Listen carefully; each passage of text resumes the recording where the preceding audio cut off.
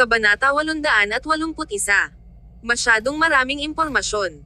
Nang makita si Nicole ay tumahimik, kinagat ni Clayton ang kanyang mga labi. Pasensya na.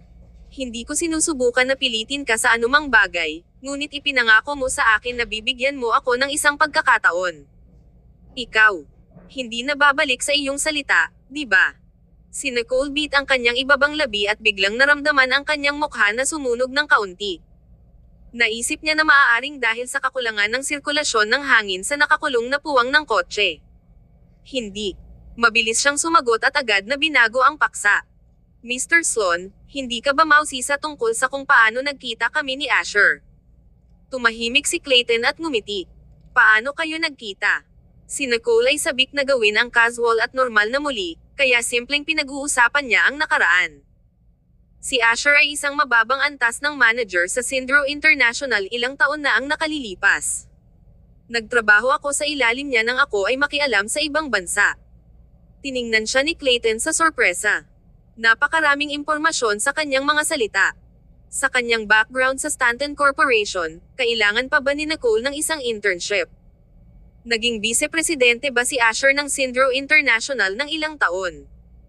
Gayunpaman, hindi alam ni Asher ang tunay na pagkakakilanlan ni Nicole. Ngunit tinitingnan ang iyong relasyon, hindi katulad ng mga dating kaibigan. Itinaas ni Nicole ang kanyang mga browser at malamig na snort.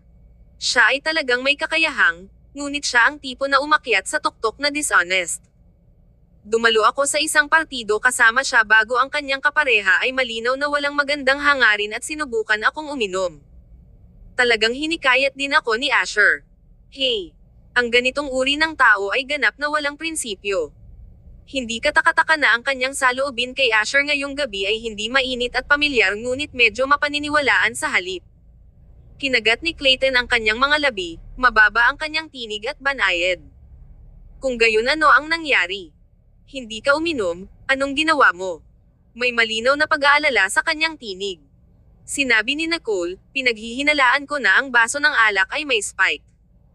Hindi lamang hindi ko ito inumin, ngunit dinala ko ang alak sa kanyang mukha sa harap ng lahat, nagbitiw sa lugar, at umalis. Si Clayton ay nakakiling sa kanyang ulo upang tumingin kay Nicole. Itinaas niya ang kanyang mga browser, at ang kanyang tono ay labis na ginhawa. Tulad ng inaasahan ni Miss Stanton. Ang isang tunay na mandirigma ay dapat maglakas loob na iguhit ang kanilang tibak. Ang ginawa niya ay malinaw na kasiya siya. Pagkatapos ng lahat, si Nicole ay hindi pumunta sa Sindro International upang humingi ng pagkain.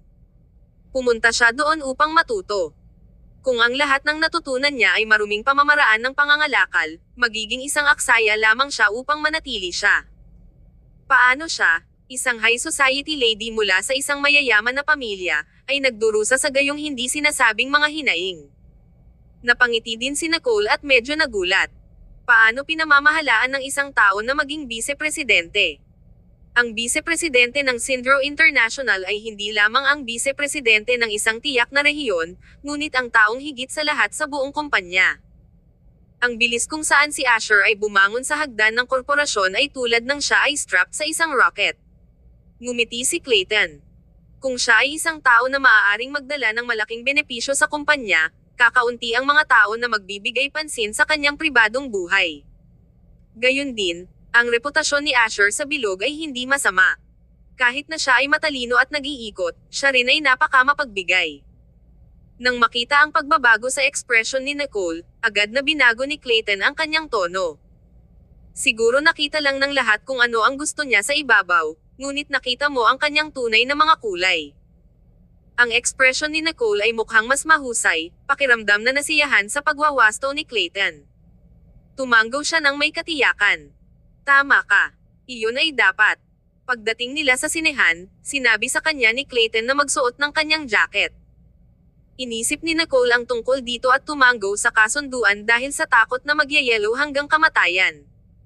Pinaihit niya ang kwelyo, na natakpan ang kalahati ng kanyang mukha. Sa ganitong paraan, walang makikilala sa kanya. Nakita ni Clayton ang kanyang huddled sa kanyang jacket at ngumiti ng walang magawa bago siya pumunta upang bumili ng mga tiket. Bumalik siya ng mas mababa sa 2 minuto. Malawak na mata ni Nicole sa mga sikat na poster ng pelikula. Lahat sila ay mukhang maganda. Clayton tugged at her empty sleeve and walked forward. Isang pelikula lang ang nagpapakita ngayon. Kaya, walang pagpipilian. Kabanata 882. Ang kanyang dalagang puso. Walang pakialam si Nicole. Para lang magpalipas ng oras. Dinala siya ni Clayton sa bulwagan. Madilim ang pasukan, at hindi talaga nakikita si Nicole, kaya sinundan niya ito at tinanong, sa harap ba o likod ang binili mong upuan? Hindi sumagot si Clayton. Nang makarating siya sa harap ng screen at may sapat na ilaw, naglabas siya ng makapal na stack ng mga tiket mula sa kanyang bulsa. Saglit na nagulat si Nicole. Mahinahong sinabi ni Clayton, huwag mag-atubiling pumili ng anuman. Binili niya ang buong bulwagan. Nang tingnan ang gulat na ekspresyon ni Nicole, naging malumanay ang mga mata ni Clayton habang ipinaliwanag niya, natatakot ako na magdulot ng hindi pagkakaunawaan kung ang iba ay nakakita sa atin na nanonood ng pelikula ng magkasama, kaya naisip ko na mas mabuti na huwag ko nang hayaang may makakita sa atin. Maghintay hanggang sa handa kang makita ng iba. Gaano man kawalang puso, kawalang ingat, o pagiging hindi makatwiran si Nicole, tinatanggap pa rin ni Clayton ang kanyang mga alalahanin. Naisip na niya ang lahat ng mga salita na hindi niya kayang magsalita. Ibinaba ni Nicole ang kanyang mga mata at nakonsensya lalo na sa haka-haka na si Clayton ay may madilim na pag-iisip kanina. Si Clayton ay napakabuting tao. Paano niya sinasadyang gamitin siya? Ako yung may dark thoughts. Walang kamalay-malay si Nicole habang nakataas ang mga mata para tingnan siya. Talagang hindi nagkaroon ng girlfriend si Mr. Sloan dati. Natigilan si Clayton bago siya tumawa at sinabing, hindi ka naniniwala sa akin. Ang pagiging attentive ko kasi ay may karagdagang makulit ako ng bata. Napangiti si Nicole. Mukhang magandang excuse si Michael. Sabi ni Clayton, I want to cry foul, but I'm a little too happy that you care so much about my past. May init sa kanyang ngiti, at ang kanyang maselang mukha ay maamo at mahinahon. Medyo natulala si Nicole sa pagkakatingin ni Clayton ng ganito. Natigilan na naman siya. Agad siyang tumalikod at pumunta sa backseat. Ang posisyon at anggulong iyon ang pinakamagandang lugar para panoorin ang pelikula. Sumunod naman si Clayton sa likuran. Nagsimula na ang pelikula. Sa screen ng pamagat, lumabas sa screen ang dalawang salitang, "Morning Curse," na tumutulo ng isang layer ng dugo. Kumunot ang noo ni Nicole at lumingon sa gilid para tingnan si Clayton. Isang horror film. Bakit laging mahilig pumili ng horror film ang mga lalaki? Ito ba ay upang ipakita ang kanilang malakas na paghahangad sa masikip na espasyong ito? Hindi inaasahan ni Nicole na ganoon pala ka-conventional si Clayton. Halatang medyo nabigla ang ekspresyon ni Clayton. Hindi ba ito isang Japanese mythological film? Ang ticket agent sa front desk ay nagsabi na ito ay para i-promote ang Japanese culture. Ang elegante at banayad na internasyonal na pagpapalitan ng kultura ay magiging angkop sa ating mga pagkakakilanlan. Bakit horror film ito? Hindi ito ang gusto ko. Napaisip si Clayton. Napagtanto ni Nicole na si Clayton ay naloko at subconsciously tumawa. Well, hindi ka nagkakamali as you see. It's really a Japanese horror film. Biglang natuwa si Nicole na mas malaki ang reaksyon ni Clayton kaysa sa kanya. Walang imak na tumayo si Clayton. Papalitan ko na. Hinawakan ni Nicole ang manggas niya. Kalimutan mo na ito. Okay lang. Panoorin na lang natin ito. Walang magawa si Clayton at mamulong sa sarili. This is too much. Matatakot ang mga babae kapag nanonood sila ng ganitong pelikula. Hindi nakakagulat na walang bumili ng tiket para sa session na ito. Ang sinungaling. Napansin ni Nicole na kakaiba ang kinikilos ni Clayton at nakita niyang medyo nakakatawa ito. Naningkit ang mga mata niya sa isang ngiti. Anong puso ng dalaga? Habang tumutugtog ang musika, nakatutok si Nicole sa panonood ng pelikula. Isang inosente at magandang babae ang pumunta sa banyo. Pagkatapos, biglang kumislap ang mga ilaw at pumutok. Sa puntong iyon, ang nakakakilabot na musika ay sinabayan pa ng kaba ng dalaga. Nag-aalalang nakatingin si Nicole. Pagkatapos, nagdilim ang screen. Makalipas ang 3 segundo, biglang umalangaw-ngaw ang sigaw ng dalaga. Sinubukan niyang itulak ang pinto at tumakbo palabas, ngunit hindi mabuksan ang pinto. Sa sandaling iyon, Isang madilim na anino ang kumislap sa likod ng liwanag, na parang silweta na dumaraan. Ang pakiramdam ng takot ay agad na nagpamanhid sa mga tao. Anong pekeng eksena? Kabanata 883. Marupok ngunit perpekto. Tatawa na lang sana si Nicole at makipag-usap kay Clayton tungkol sa nahuhulaang balak. Lumingon lamang siya sa gilid at nakita ang maputlang mukha ni Clayton habang tinatakpan niya ang kanyang mukha. Hindi siya nang ahas na tumingin sa screen. Medyo nagulat si Nicole. Ang isang lalaking tulad niya ay natatakot dito. Mr. Sloan, okay ka lang ba? Nang marinig ni Clayton ang boses ni Nicole, itinikom niya ang kanyang mga labi, ibinaba ang kanyang mga kamay, at tumingin sa kanya na parang walang nangyari. Oo, ayos lang ako. Gayunpaman, ang kanyang ngiti ay bahagyang mapawi. Tumawa si Nicole. Hindi niya napigil ang matawa nang mapagtanto niyang takot si Clayton sa mga horror films. Tingnan mo, dapat ang babae ang humihila ng pinto. Hindi magbubukas ang pinto dahil tinutulak niya ito. Lumingon si Clayton para tingnan, saktong may nakita siyang babaeng multo na may mahabang buhok na biglang lumitaw sa screen. Napatalon siya sa takot. May ilang sorpresa sa madidilim na mga mata na iyon, at ang kanyang mga buto ng daliri ay mahusay na natukoy habang nakahawak siya sa armrest. Mukha siyang nabigla. Sinabi niya sa paos na boses, "Oh, tama." Napaawang ang labi ni Nicole. Kung natatakot ka, hindi natin kailangang panoorin ito. Hindi ako natatakot. Hindi ko lang matanggap ang tradisyonal na kultura ng Hapon. Ipinaliwanag pa ni Clayton ang kanyang sarili, ngunit pagkatapos ay tumingin siya kay Nicole na nagtataka. Bakit hindi ka man lang natatakot? Napakurap si Nicole. Madalas akong dinadala ng pangatlong kapatid ko sa mga set ng pelikula, at alam ko kung paano kinunan ang mga eksena, kaya walang dapat ikatakot. Tumanggo si Clayton sa pagkakaintindi. So, iyon ang dahilan kung bakit. After his shock passed, he asked in a hoarse voice, "Can I also shoot this genre?" Umiling si Nicole. Maaapektuhan nito ang kanyang pampublikong katauhan at ang takilya, kaya hindi niya gagawin. Nagkwentuhan silang dalawa, at unti-unting lumipas ang oras. Biglang napansin ni Nicole na bagamat nakaharap sa screen si Clayton, wala man lang sa screen ang line of sight niya. Tense ang katawan niya sa buong 2 oras. Hindi naging madali para sa kanya na umupo doon sa buong oras. Nang matapos ito, pumunta si Nicole para bumili ng inumin at nakita niya si Clayton na nakasandal sa dingding habang humihinga ng malalim para makapagpahinga. Hindi nakaimik si Nicole. Ganyan ba talaga Katekot? Isang marupok ngunit perpektong tao. Lumapit ito sa kanya at inabutan siya ng isang bote ng tubig. Kinuha ito ni Clayton at sabay na ibinaba ang kalahati ng bote. Ang takot sa kanyang puso ay unti-unting nabawasan. Siya ay isang taong may espesyal na katayuan sa Wall Street, ngunit takot na takot siya sa mga horror films. Sabi ni Nicole, malapit na ang oras. Aalis na tayo. Tumanggo si Clayton. Ang kanyang maputlang labi ay gamulong sa isang ngiti. Nang makarating sila sa sasakyan ay pinigilan siya ni Nicole. Hayaan mo akong magmaneho. Mukhang wala siya sa tamang estado para magmaneho. Natahimik sandali si Clayton at pumayag. Sa Stanton Mansion, bumaba si Nicole sa kotse at hiniling sa driver na pauwiin siya. Tumanggi si Clayton. I'm fine now. Kaya kung bumalik mag-isa. Sa kanyang pagpupumilit, hindi pinilit ni Nicole ang bagay na iyon.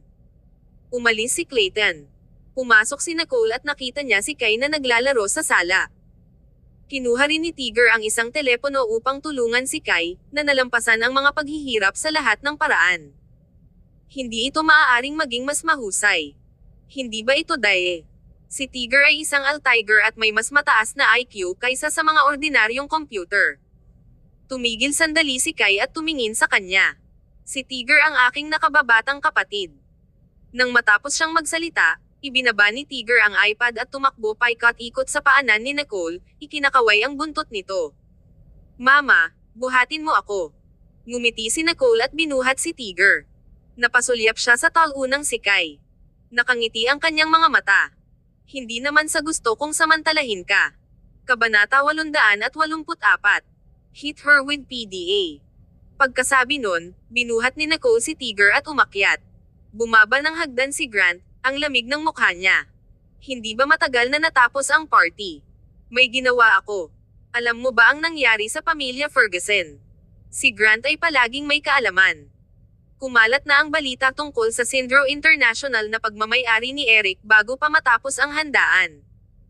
Bagamat ito ay nakakagulat, hindi ito balitang nakakasira ng lupa. Tumanggo siya. Di ba kanina ka pa nag-intern sa Sindro International? Wala naman silang alam, di ba? Napaawang ang labi ni Nicole. Hindi dapat alam ni Eric, pero malamang alam ni Asher. Ayos lang kung alam nila. Hindi sila maglalakas loob na ilabas at i-announce pa rin. Napaisip si Grant. Walang emosyon sa kanyang malamig na mukha habang sinabing, natatakot ako na hindi ito tatahimak sandali pagkatapos ng reshuffle ng Ferguson Corporation. Mawawalan ng benepisyo ang mga side branch ng Ferguson Corporation at magkakagulo. Panuurin na lang natin ito mula sa malayong oras. Nagulat sandali si Nicole at tumanggo. Bagamat alam nila na ito ang plano ni Eric, sa mga sanga sa gilid, parang nakipagsabuatan si Old Master Ferguson kay Eric para dayin sila. Baka magkaroon pa ng infighting. Hinaplos ni Grant ang kanyang mga templo. By the way, medyo ilang beses akong hinanap ni Andrew Zeno, pero hindi ako pumayag na pumirma sa kontrata. As of now, alam naman natin na hindi lang sa private life niya ang problema niya. May mga problema rin sa kanyang mga produkto. Saglit na nagulat si Nicole. Ang kalidad ng produkto ng kumpanya ni Andrew ay itinuturing na isa sa pinakamahusay sa industriya, kaya naman patuloy na nakipagtulungan sa kanila ang Stanton Corporation. Kung bumaba ang kanilang kalidad, hindi na kailangan pang makipagtulungan. Ang survival of the fittest ay laganap sa industriyang ito, at karaniwan ng ang mga naturang kumpanya ay sumibol na parang mga kabute pagkatapos ng ulan. Let's look into it later. Mas mabuting maging maingat. Buti na lang at binalak niyang itaas ang mga gastos para sa kanya noon. Kung ang kalidad ay hindi katanggap-tanggap, kung gayon ang kanyang mga aksyon ay magiging kalabisan. Tumanggo si Grant at humikap bago lumabas. Nagulat si Nicole. Kuya, saan ka pupunta ngayong gabi na? Tamad na sagot ni Grant, para sunduin si Aida sa trabaho. Hindi nakaimik si Nicole. Isang hindi inaasahang hit ng PDA. Somewhere along the line, nagpalit din ng damit si Kai. Tiningnan niya ang oras at nagpaplanong umalis. Sabi ni Nicole, Kay, lalabas ka rin. Ngumiti ng masama si Kai. Hindi gaanong kumain si Julie sa gabi, kaya dadalan ko siya ng pagkain. Napakurap si Nicole. Then I'll go too. Matagal ko na siyang hindi nakikita. Nagiba ang ekspresyon ni Kai habang seryosong nakatingin sa kanya. Iistorbo lang tayo ng third wheel. I advise you to stay home. Hindi nakaimik si Nicole. Nakakainis. Umakyat siya sa hagdan at ayaw na niyang makita ang kanyang mga kapatid. Ferguson Corporation.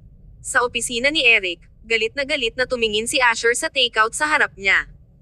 Lumipad ako hanggang dito, at ito ang gusto mong kainin ko. Kahit na ito ay ginawa ng isang master chef sa isang sikat na Michelin restaurant, ang lokasyon ay mali. Isinasantabi na walang candlelight dinner, hindi ba ako karapat-dapat na makakuha ng bulaklak kahit papaano? Napaisip si Asher.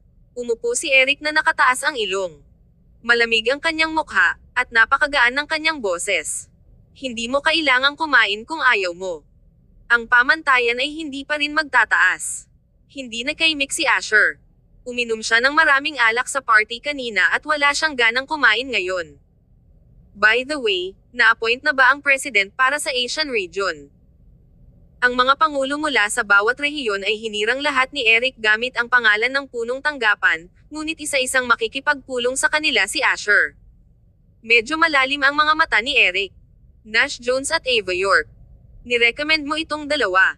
Tumawa si Asher sa mahinang boses. Ang kanilang pagganap at kakayahan ang pinakamalakas. Si Nash ay nagsusumikap para sa katatagan, habang si Ava ay may sigla at sigla. Sa kasamaang palad, siya ay isang babae. Kabanata 885. Nakatali sa pamamagitan ng kapalaran. Bagaman ang lugar ng trabaho ay palaging naiklamord para sa pagkakapantay-pantay ng kasarian, pagdating sa pagsukat ng silid para sa pagpapabuti, ang lahat ay hindi pa rin sinasadyang bias sa mga kababaihan. Natahimik si Eric at hindi nagsalita. Sinabi ni Asher, ngunit mas maasahan parent si Ava. Pinangangasiwaan niya ng maayos ang mga bagay, at naabot na niya ang puntong ito kahit na siya ay nasa kanyang 20s. Maaari nating ibenta siya bilang isang magandang pangulo na nagsusumikap para sa tagumpay. Maaaring siya ay maging isang living signboard para sa rehiyon ng Asya. Malamig ang boses ni Eric. Huwag isipin na hindi ko alam kung paano siya umakyat sa posisyon na ito. Ang kanyang maliit na trick ay walang tugma para sa totoong kasanayan ni Nash. Si Asher ay tumigas. Ito ay tahimik ng ilang segundo. Pagkatapos, ang mga labi ni Asher ay hindi sinasadyang tumupi sa isang ngiti. Kailangan bang gumawa ng gayong pag-aalsa ng mga pagtitipon sa lipunan sa mundo ng negosyo? Paalalahanan mo ako kay Annie. Oh, ang iyong dating asawa. Nagyelo si Eric at biglang tumangala, ang kanyang mga mata ay nakatitig ng malamig kay Asher. Sino ang pinagsasabi mo? Annie. Narinig ko na siya ang pangulo ng Stanton Corporation. Dati siyang nagtatrabaho bilang isang intern para sa akin sa loob ng 2 buwan nang siya ay nasa Europa. Hindi ko inaasahan na ang kanyang background ay napakalalim. Ang isang pondo ng pondo ay talagang napunta sa Sindro International bilang isang intern. Nag-click si Asher ng kanyang dila. Hindi niya ito inaasahan. Nicole Stanton. Nagtrabaho siya sa Sindro International before. Itinaas ni Eric ang kanyang tinig. Ang kanyang tono ay sobrang lamig. Tumango si Asher. Hindi ba siya ang dati mong asawa? Hindi mo alam. Umiling-iling siya at nagbuntong hininga, nawala sa kanyang mga alaala. Sa napakaraming mga intern, pinili ko siya dahil siya ay maganda, may kakayahang, at handang magdala ng mga paghihirap. Pinlano ko ang pagsasanay sa kanya bilang isang confidential, kaya't kinuha ko siya sa akin para sa lahat. Nang maglaon, noong kami ay nasa isang pagdiriwang, ang isang customer ay uminom ng sobra at iginiit na gawin ang kanyang inumin, itinapon niya ang alak sa aking mukha at nagbitiw sa lugar. Ang mukha ni Eric ay hindi mababawas, at ang kanyang mga mata ay madilim at malalim. Lumiliko na mayroon ng koneksyon sa ating buhay ng matagal. Gaano kabuti kung mas maaga pa lang tayo nagkita. Hindi napansin ni Asher ang kalooban ni Eric at umiling-iling. Ito ay lumiliko na siya ay anak na babae ng Stanton Corporation. Hindi katakataka na siya ay matigas na ibuhos ang alak sa ulo ng kanyang boss. Sigurado siyang tiwala. Itinaas ni Eric ang kanyang madilim na mata. Mayroon ka pa bang impormasyon sa oras na iyon? Matagal na. Medyo nabigo si Asher. Mayroon akong mataas na pag-asa para sa kanya. Tahimik ang opisina. Hinaplos ni Eric ang kanyang mga templo.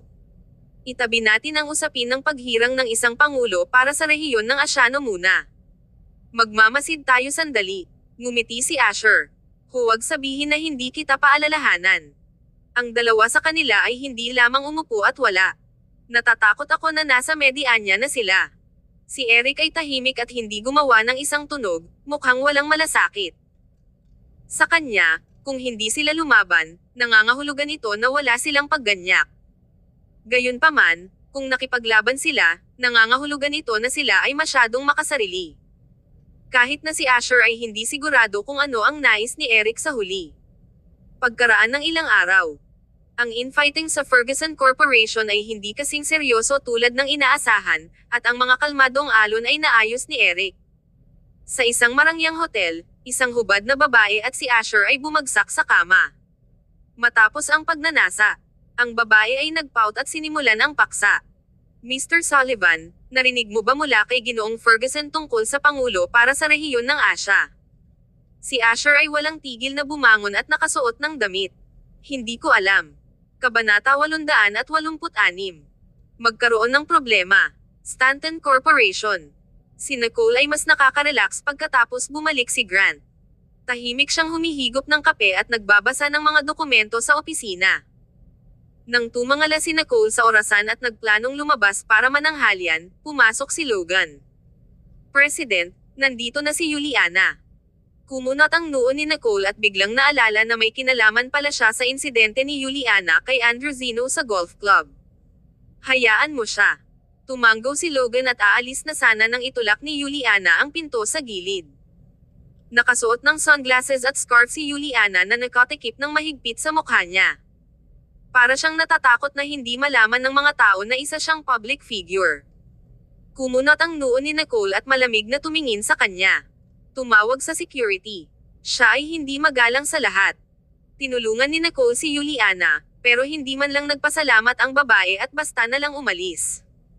Ngayon, ayaw nang pakialaman ni Nicole kung si Juliana o si Andrew ang child abuser at sinungaling. Ito ay wala sa kanyang pag-aalala. Nagpanik na pumasok si Juliana, hinubad ang suot na sunglass, at naaawa siyang tumingin kay Nicole. Miss Stanton, bigyan mo lang ako ng 5 minuto. Pumunta ako dito para magpasalamat sa tulong mo noong nakaraan. Nagtaas ng kilay si Nicole. No need. Miss Juliana, busy kang tao, kaya hindi naging madali para sa iyo na maalala ang isang walang kwentang bagay. Tinikom ang sulok ng bibig ni Juliana. Ako. Natakot ako na mahuli ako ng mga tao ni Andrew, kaya tumakbo ako. Bumalik ako sa set pagkatapos, kinuha ang aking telepono ng aking ahente. Sorry talaga. Ayaw marinig ni Nicole ang kanyang dahilan at ngumiti. Kung wala na, pwede ka nang umalis. Napaawang ang labi ni Juliana na medyo kinakabahan. I know that Stanton Corporation might be cooperating with Andrew. I came here to stop it. It's really not because of my personal business. Sa mga salitang iyon, huminto si Nicole at kumaway para umalis na si Logan. Sila lang ni Juliana ang naiwan sa opisina. Masayang humigop ng kape si Nicole. Anong meron para itigil mo ang aming pagtutulungan? Umupo si Juliana sa tapat niya. Kung ikukumpara sa huling pagkikita nila, mukhang mas refreshed si Juliana. Napakaganda ng kanyang makeup. Miss Stanton, malapit nang mag-shutdown ang production line ni Andrew.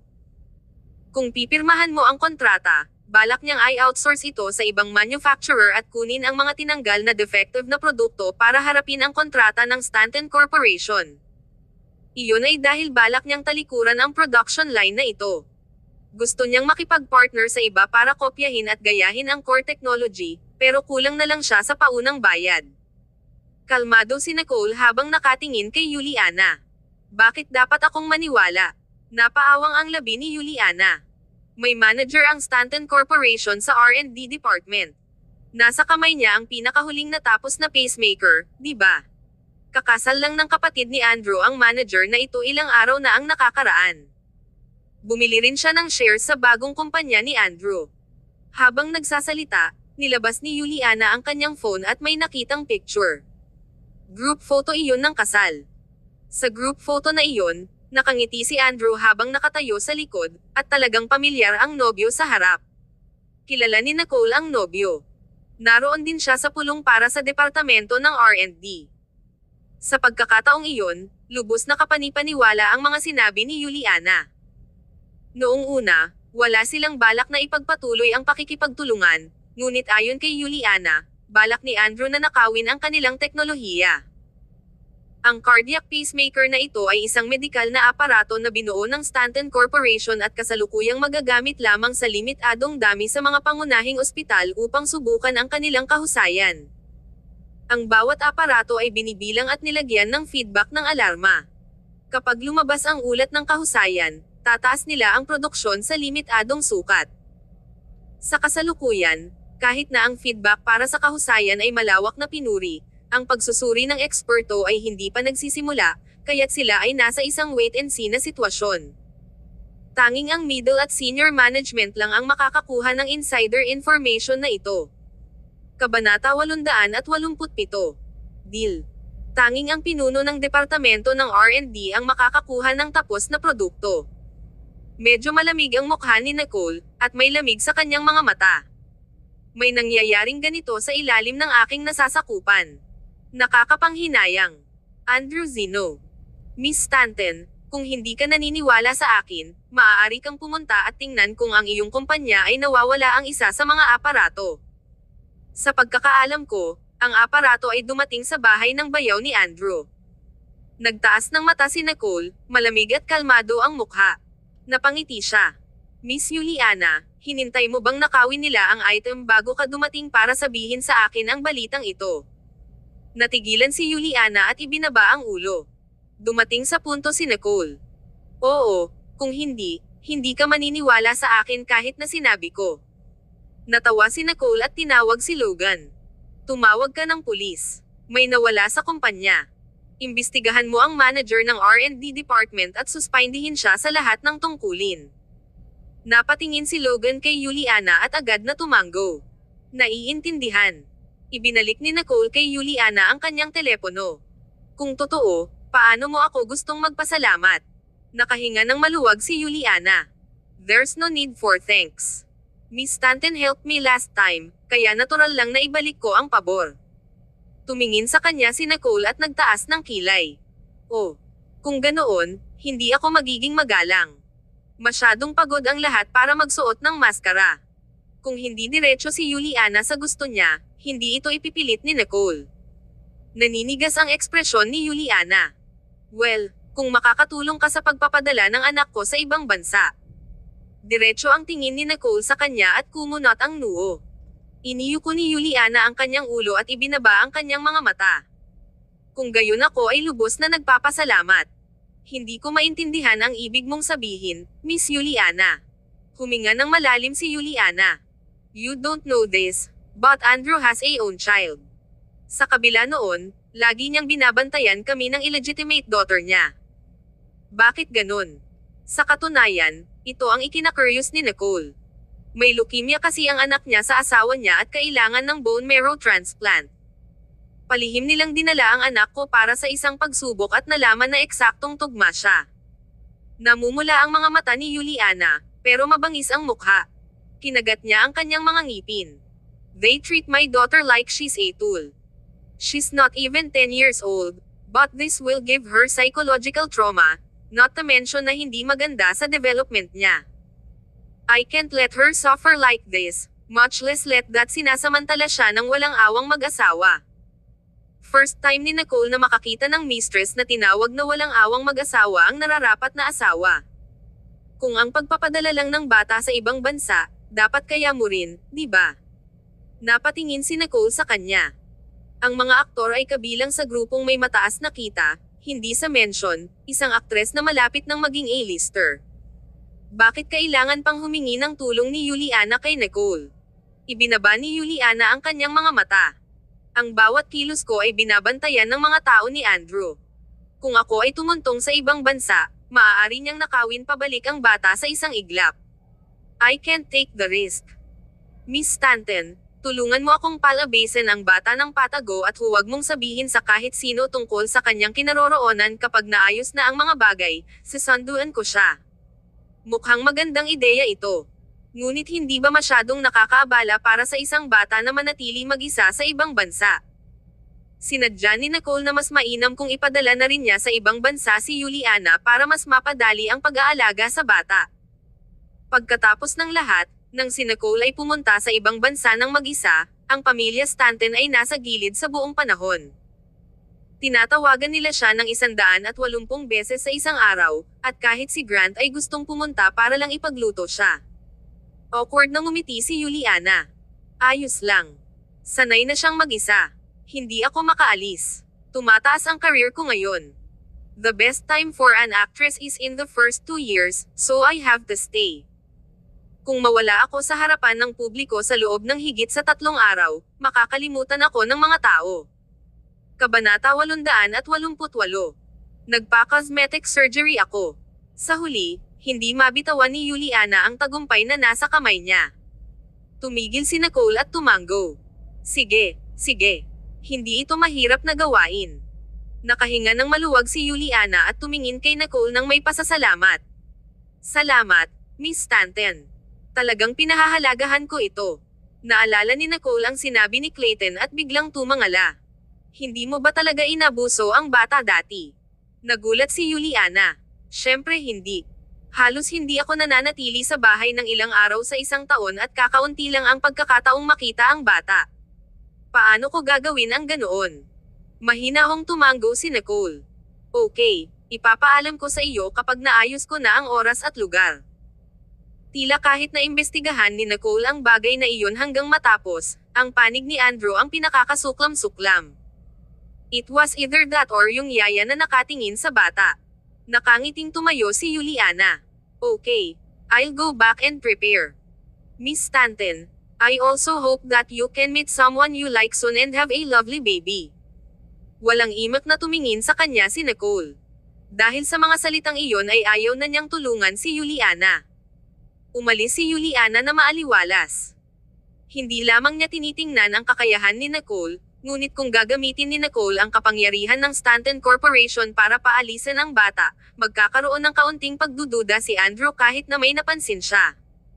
Nais ni Andrew na mabuhay ang kanyang anak, ngunit ang aking anak na babae ay kailangang magbayad ng kanyang buhay.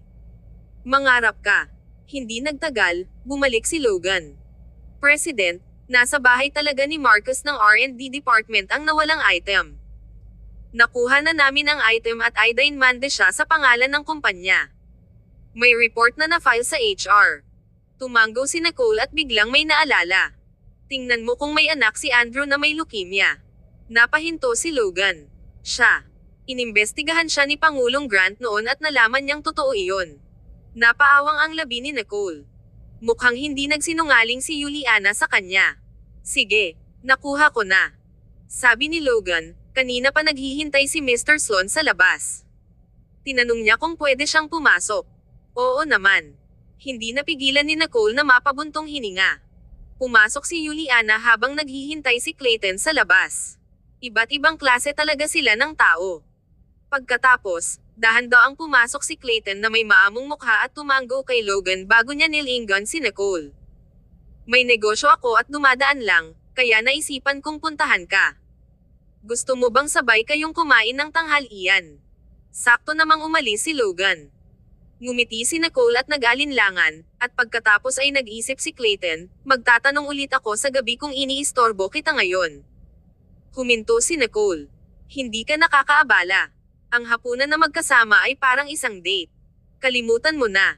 Lumabas si Nicole dala ang kanyang telepono at ang kanyang napakamahal na bag. Ang restaurant ay malapit sa opisina at nakaistilong pinalamutian, ngunit ang presyo ng pagkain ay huminto sa maraming tao. Sa makatuwid, nanalo ito ng pabor ng maraming senior manager sa malapit. Napakaganda ng kapaligiran dito, at ang ginamit na air freshener ay hindi bababa sa 6 na numero, kaya ito ay naaayon sa mga bayad sa serbisyo na kanilang sinisingil. Ang mga taong pumupunta dito ay hindi pipili ng mga pribadong silid dahil ang kapaligiran sa labas ay mas elegante at komportable. Pumunta si Clayton para ay parada ang sasakyan, at umupo muna si Nicole at naghanda na mag-order. Habang maingat na binabasa ni Nicole ang menu, isang malakas na amoy ng pabango ang umalangaw-ngaw, kaya inangat ni Nicole ang kanyang ulo.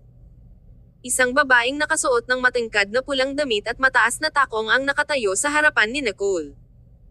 Ang kanyang pampaganda sa mata ay katangi tangi at matapang, at ang kanyang mga kilos ay mapang-akit ngunit may matinding layunin.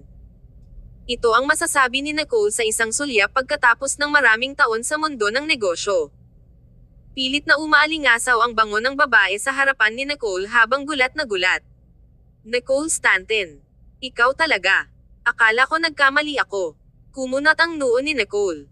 Ikaw si. Hindi mo naaalala. Ako si Ava York. Magkaklase tayo. Magkaklase tayo sa university. Pero ayos lang. Busy kang babae, kaya natural, hindi mo maalala. Tsaka, malaki rin ang pinagbago ko simula nang magpa-cosmetic surgery ako. Kabanata 889. Boyfriend mo. Natarante namang tumanggo si Nicole. Wala talaga siyang maalala. Umupo na si Ava York sa tapat niya. Ang mga sulok ng kanyang mapang-akit na mga mata ay lumukot at maaaring kumawit ng mga kaluluwa ng mga tao. Ngumiti ng mapagbigay si Ava, na may hindi matinag at malakas na ugali. What a coincidence. I didn't expect to meet you here. It's been a long time since Love met an old classmate. Magalang nang ngumiti si Nicole at walang sinabi. Sinihain ng waiter ang kanyang limonada. Tumingin si Nicole kay Ava at nagtanong, dito ka rin mag-lunch. Ipinahiwatig ni Nicole na dapat umalis si Ava. Ang mga estranghero ay makakaapekto sa kanyang gana. Tumanggo si Ava. Oo, kaka-transfer ko lang sa Medianya for work and I'm not familiar with this place. Buti na lang at nakilala kita. Umorder ka na ba? Tere, sabay na tayong kumain. This meal is on me. Kumunot ang noo ni Nicole at pinanood si Ava na nagsimulang sabihin sa waiter na kunin ang menu. Ang tanging mga taong nakilala ni Nicole na likas na palakaibigan sa mga estranghero ay palaging mga artista. Nag-order si Ava ng ilang signature dishes at inabot ang menu kay Nicole. Anong gusto mong kainin? Huwag kang magpigil. I told you that it's my treat. Huminto si Nicole. Pakiramdam niya ay may kakaiba kay Ava, kaya nagpa siya siyang huwag maging magalang. Napakurap siya at tumingin sa waiter. Ibigay mo sa akin ang lahat ng nasa menu. Biglang nagbago ang ekspresyon ni Ava. Marami ka bang kinakain? Malumanay na paliwanag ni Nicole, pumunta ako dito kasama ang isang kasamahan. If you do mind, then I'll pay instead. Dahil sinabi na ni Ava na magbabayad siya, paano niya babalikan ang kanyang salita? Biglang nakaramdam ng kirot sa puso si Ava. Iba talaga ang trust fund baby. Ni hindi man lang sinilip ni Nicole ang mga presyo. Of course, I don't mind. Ang tagal na nating hindi nagkita, kaya natural lang na i-treat kita ng mga kasamahan mo sa isang kainan. Naningkit ang tingin ni Nicole. Tumingin siya kay Ava ng mainit at ngumiti. Nagsimula rin sa 5 figures ang damit na suot ni Ava kaya hindi naman siya nagkukulang sa pera. Ang kanyang makeup ay katangi tangi, at ito ay malinaw sa isang sulyap na siya ay dumating na handa. Ang pinakadirektang sandata ng isang babae ay ang kanilang bag. Dahil may slan si Ava sa kanyang paghahanda, siguradong dadalhin niya ang kanyang pinakamahal na bag. Ang bag na hawak ni Ava ay ang pinakabagong modelo, na nagkakahalaga ng 7 figure. Gayunpaman, kumpara sa 8 digit na ni Nicole, hindi man lang ito nagkakahalaga ng pagbanggit. Matapos ang mahabang panahon sa bilog na ito, masasabi ni Nicole ang pagkakakilanlan ng isang tao sa pamamagitan lamang ng kanilang bag. Si Ava ay hindi nagsasalita tulad ng isang ordinaryong sosyalidad. Siya ay nagkalkula, matalino, at alam kung kailan dapat maging bukas palad at kung kailan dapat magpigil. Kung hindi lumaki si Nicole na sinusunod ang mga salita ni na Floyd at Grant na obserbahang mabuti ang mga tao, gusto niya itong natural na palakaibigan na si Ava. Sa kasamaang palad, nalantad si Ava sa sandaling lumitaw siya. Tumingin si Nicole sa ibaba at nagpadala ng mensahe kay Logan, na hinihiling sa departamento ng sekretarya na pumunta para sa tanghalian. Tuwang-tuwang sagot ni Logan, "We'll be right there." Magsasalita pa sana si Ava nang dumating si Clayton. "Medyo na late lang ako, pero may nakilala ka ng kaibigan." Tumabi si Clayton kay Nicole at tinapik ang balikat nito. Ngumiti si Nicole at umupo sa loob para bigyan siya ng puwang. Nagulat si Ava at sinubukang makipagkamay. "Hello, classmate ako ni Nicole. Boyfriend ka ba niya?" Dahil sa pagiging magalang, hinawakan na lamang ni Clayton ang kanyang kamay bago umatras, ayaw nang makipag-ugnayan sa kanya kahit isang segundo pa. Hindi naman awkward si Ava. "Wow, ang gwapo naman ng boyfriend mo. Anong ginagawa niya?" Huminto si Clayton at tumingin kay Nicole. Nakangiting sabi ni Nicole, kakabalik lang ni Miss York sa media niya at wala siyang masyadong alam sa local affairs. Tumingin siya kay Ava at hindi ipinaliwanag ang relasyon nila ni Clayton. Mahinhin na ngumiti si Clayton at napakagalang. "May small business lang ako. It's not worth mentioning." Natahimik si Ava. "Ang ganda talaga ng mga boss na katulad niyong dalawa, hindi tulad ng mga katulad ko, na kailangan pang magtrabaho para sa iba." Si Nicole ay galing sa mayamang pamilya at kailangan lang mag-isip kung paano gumastos paggising niya araw-araw. "Ako naman, kailangan kong mag-isip tungkol sa pagpunta sa trabaho upang kumita ng pera upang masuportahan ang pamilya." Nakakalungkot na patuloy na basahin ang mga social cues at sumulong ng hakbang-hakbang. Kabanata 870. Mga pekeng kaklase. Humigop ng lemonade si Nicole at nakangiting tumingin kay Ava. "I can't help it. Maganda ang buhay ko." Babalikan sana ni Nicole si Ava kung ibang tao. Nang magising si Nicole, kailangan niyang maging responsable sa kabuhayan ng libu-libong tao sa ilalim ng kanyang mga kamay. Ni hindi niya matiis na kumain kung may kaunting kaguluhan man lang sa stock market. "Mahirap din ako bilang presidente, okay?" Napaisip si Nicole. Nabulunan si Ava at naramdaman niya na parang may bulak sa lalamunan niya. Ngumiti siya at kinuha ang phone niya. "Bakit hindi natin idagdag ang isa't isa sa isang app? Patuloy tayong makikipag-ugnayan." Naningkit ang mga mata ni Nicole at nag-alinlangan siya ng ilang segundo bago pumayag. "Oo naman. Gusto niya talagang malaman kung ano ang pakay ni Ava sa pagpapakita niya rito. Matapos idagdag ang kontak ni Nicole, itinulak ni Ava ang kanyang telepono kay Clayton at pinitik ang kanyang mapang akit na mga mata, nakangiti ng malandi. Dagdagan din natin ang isa't isa. Malumanay na pagtanggi ni Clayton. Hindi ako madalas gumamit ng social media. Nakapatong ang kamay ni Ava sa kanyang baba. Bahagyang gumalaw ang mga mata nito at pumikit sa pagitan nila ni Nicole. Hindi ba excuse iyan? Anong klaseng tao ang hindi gumagamit ng social media? Hindi ka ba pinapayagan ni Nicole na makipag-usap sa ibang babae? How could Nicole be such a petty person? Ngumiti si Nicole at nagtaas ng kilay. Tumingin siya kay Clayton. Oo, idagdag mo lang siya. Baka may pakinabang. Mukhang problemado si Clayton. Halatang labag sa kalooban niya. Gayunpaman, dahil sinabi iyon ni Nicole, hindi siya makatanggi. Wala siyang choice kundi idagdag ang kontak ni Ava. Napatingin si Nicole sa front page ni Clayton. Agad siyang pinadalhan ni Ava ng shooting heart emoji. Ito ay napaka-cute at kaibig-ibig. Pagkatapos ay tiningnan niya ang sarili niyang front page. Wala itong laman. Biglang nawala sa isip si Nicole. Gayunpaman, hindi sumagot si Clayton. Tiningnan niya ng marahan si Nicole. Umorder ka na ba? Nagtaas baba si Nicole. It's Miss York Street, kaya hindi na ako nagpapigil at niyaya ko ang mga kasamahan ko na kumain ng sabay. Ngumiti si Ava. Oo, magkaklase na tayo, kaya hindi na kailangang maging magalang. At most, you guys can treat me to dinner the next time. Tit for tat. May susunod na pagkakataon. Natahimik si Nicole ng ilang segundo at ngumiti. Gayunpaman, bahagyang kumaibot ang mga mata ni Clayton. Naintindihan naman niya agad ang ugali ni Nicole. Kung totoong kaibigan si Ava, hindi magiging walang kwenta si Nicole at susubukang maglakad ng 1 milya kapag binigyan ng 1 pulgada. Sa pagkakataong iyon, tahimik siyang tumulong sa pagtuwid ng scarf ni Nicole na inihagis nito sa gilid. Inihain ng waiter ang mga pinggan. Hindi naman kalakihan ang mesa, kaya agad itong napuno.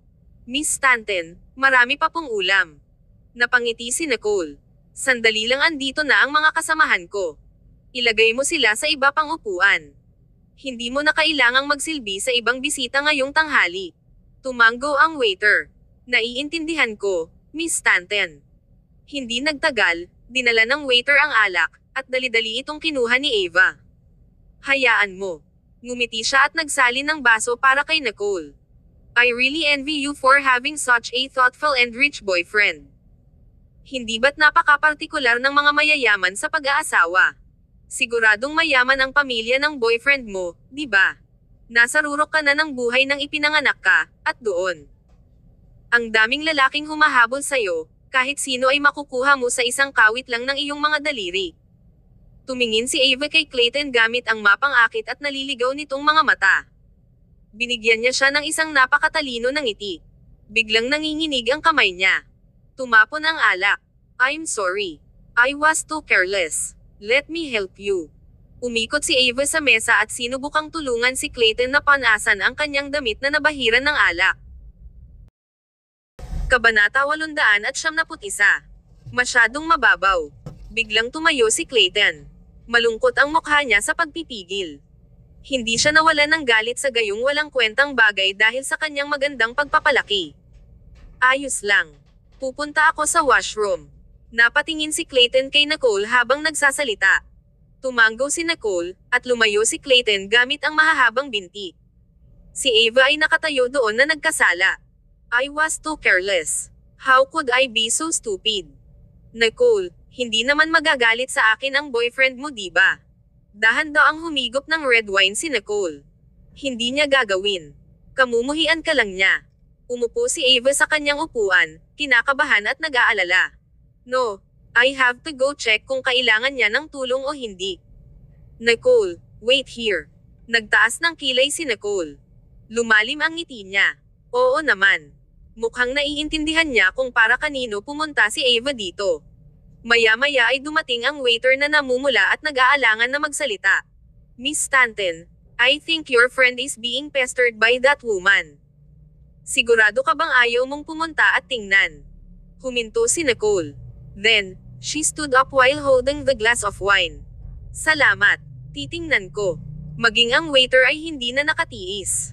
Gaano kawalang modo ang babaeng iyon. Naglakad si Nicole sa corridor na may mga katanji tanging anti-gang florera at pandekorasyon na mga painting sa paligid. Ito ay malinaw na ang restaurant ay nagpunta sa pamamagitan ng mahusay na pagsisikap upang mapabuti ang estilo nito. Bago pa mahanggan ni Nicole ang mga decorative painting sa dingding, narinig niya ang pinipigilang boses ni Clayton na saway, "Kaklase mo si Nicole. Please conduct yourself properly. I just want you to take off your soiled clothes so I can wash them. You won't misunderstood me, right?" At saka, araw-araw na nagpapalit si Nicole ng lalaki at nakita na niya ang fair share niya sa mga lalaki. Malamang makakalimutan niyang all about you. You should open your eyes and see clearly. May mga usap-usapan sa mga kaklase namin na hindi maganda ang reputasyon niya sa harap ng dating asawa paano siya pribado. Ang malamig at mabagsik na boses ni Clayton ang hamarang sa kanya. Miss York, nakakakilabot na pag-usapan ang iba sa likod nila. Ayoko rin makinig. Gustong umalis ni Clayton, ngunit pinigilan siya ni Ava. Ang kanyang mapang-akit na tingin ay makapidyo hininga nang ihiwalay niya ang kanyang mapupulang labi. Bakit ayaw mong marinig ito? Ayaw mo ba siyang makilala? Dahil lahat ng lumalabas sa bibig mo ay basura. Tumalikod si Clayton at tinulak si Ava para lumabas nang makita niya si Nicole na nakasandal sa dingding, marahang iniikot ang baso ng red wine sa kanyang kamay. Natigilan siya saglit. Malungkot ang kanyang mukha, at walang init o lambot sa kanyang mga mata. Ibang-iba ang hitsura niya sa karaniwang Clayton Sloan. So, kahit si Clayton ay magalit. Ngumiti si Nicole at tumingin sa kanya nang nakataas ang kilay. Magsasalita pa lang si Nicole, lumabas na si Ava. Bahagyang namumula ang kanyang mga mata, at mukhang agrabyado. Hindi ito tumugma sa malafax niyang mga mata at medyo nagmukha siyang huwad. What did I do wrong? Do you hate me? Classmates kami ni Nicole. How would I have improper thoughts about her boyfriend? Pinunasan ni Ava ang kanyang luha nang lumabas siya at nakitang hindi umaalis si Clayton. Tumangala siya at nakita si Nicole na nakatayo doon. Medyo pabaya at tamad ang tindig ni Nicole, ngunit mukhang matingkad at matikas. Gayunpaman, ang magagandang mata ni Nicole ay binawahan ng malamig na layunin. Natigilan si Ava at nakangiting naglakad na parang walang nangyari. Sabi ko magbabayad ako ng bagong sando, pero tumanggi ang boyfriend mo. Ang sweet niya. Malungkot na kumunot ang noo ni Clayton. Kinagat niya ang kanyang labi at hindi nagsalita. Malamig at eleganteng lumapit si Nicole kay Ava. Malamig ang titig niya habang bahagyang nakataas baba. There's no need to pay, since we're even now. Kabanata 872. Sino ang nagpadala sa iyo? Nagtataka namang tumingin si Ava. Sa sumunod na segundo, binuhusan ni Nicole ang red wine na hawak niya sa maselang buhok ni Ava. Unti-unting tumulo ang alak sa magandang damit ni Ava. Agad na nakaramdam si Ava ng kaawa-awa at malagkit. Namutla ang mukha ni Ava habang umiiyak at napaatras. Pagkatapos, sinaman niya ng tingin si Nicole. Ngumiti si Nicole at nagsalita sa malamig at walang pakialam na tono. Dahil alam mong boyfriend siya ng iba, sino ang sinusubukan mong kabit? Masarap ba sa pakiramdam kapag nakaramdam ka ng accomplishment mula sa paghamon sa limitasyon ng isang tao? Nanlamig ang mukha ni Ava, at nawala ang kanyang kaakit-akit na hitsura. May kakaibang emosyon lang sa mga mata niya. Nicole, you've misunderstood. How would I intentionally hook up with your boyfriend? Classmates tayo. Malamig at nagtatampo ang tingin ni Nicole. Inip niyang pinutol ang mga salita ni Ava. Please do your homework before coming here. I was the only girl in my class. Saan ka ba nanggaling? Agad na tumahimik ang kapaligiran. Naisip ni Ava na sa madalang na pakikipag-ugnayan ng mga estudyante sa unibersidad sa isa't isa, normal lang na hindi maalala ang mga pangalan ng mga tao sa parehong klase. Kaya, ang paggamit ng pagkakakilanlan ng isang peking kaklase ay ang pinakamahusay na pagbabalat kayo. Sabi ni Ava, ibang klase ako. Sinubukan pa rin niyang maging matigas ang ulo. Malamig na tumingin sa kanya si Nicole, at nakaramdam ng lamig si Ava na tila ba nakikita ang kanyang iniisip. Sa dami mong wrinkles, dapat nasa 30s ka na, di ba? You would have to be held back around 6 to 7 years to be my classmate, Miss York. Itinikom ni Ava ang kanyang bibig. Medyo maputi ang mukha niya. Iba si Nicole sa naisip ko. Napakahirap niyang harapin. Hindi katakataka na sinubukan ni Eric Ferguson ng husto ngunit hindi nagtagumpay sa kanya. Pinunasan ni Ava ang red wine na tumulo sa kanyang talukap at nanatiling kalmado. Kahit hindi tayo magkaklase, hindi ba pwedeng maging magkaibigan tayo? Bakit ba ang aggressive mo, Nicole? Agresibo. Ngumisi si Nicole habang kumikislap ang mga mata. Magkaibigan. Ikaw ay pangit, tanga, at mahirap. Paano ka makikipagkaibigan sa isang mabait, maganda, mapagbigay, at mayaman na tulad ko? Naninigas ang mukha ni Ava at nanginginig ang bibig, hindi alam ang sasabihin. Sa gilid, hindi mapigilan ni Clayton ang mapangiti. Nagsasabi lang ng totoo si Nicole. Ibinaba ni Nicole ang kanyang mga mata para lakihan si Ava at nagtanong sa malinaw at malamig na boses, sino ang nagpadala sa iyo? Sa mga katagang iyon ay biglang nagbago ang mukha ni Ava. Paano siya nagpakita ng walang anumang layunin? Sinusubukan lang ba niyang akitin si Clayton o sinusubukan niyang akitin ang mga lalaking nakapaligid kay Nicole? Napaawang ang labi ni Ava at napaatras. Hindi ko maintindihan ang sinasabi mo. Dahil pinahiya mo ako ng sobra, wala na akong ibang masasabi sa'yo. Palm. Tumalikod si Ava para umalis, ngunit hindi siya binitawan ni Nicole ng ganoon kadali. Inabot ni Nicole at hinawakan si Ava sa kwelyo. Bahagyang itinulak ni Nicole si Ava sa gilid sa dingding. May mahinang kalabog nang tumama ang ulo ni Ava sa dingding. Namutla si Ava. Anong ginagawa mo? Tumawa si Nicole.